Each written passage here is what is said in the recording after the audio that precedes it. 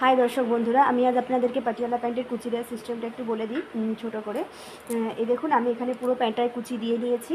এবার কুচি দেওয়ার পরে আমি দেখুন হাইট দেখতে পাচ্ছেন, এই যেখানটা হাই, এই যে হাইয়ের জয়েন্টটা দেখছেন, এদিকেও হাইয়ের একটা জয়েন্ট, এদিকেও হাইয়ের জয়েন্টটা আছে। দুই মুখ হাই একদম সমানভাবে আমি ধরেছি।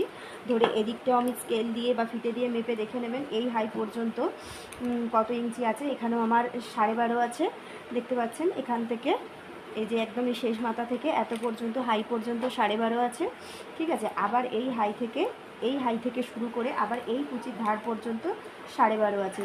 এবার দুটো দিক আপনার সমান আছে কিনা আপনি দেখে নেবেন, যেন এদিকে কম বেশি, একদিক কম বেশি না থাকে, দুটো দিকই যেন সমান থাকে, তাহলে কিন্তু আপনারা এই হাই দুটো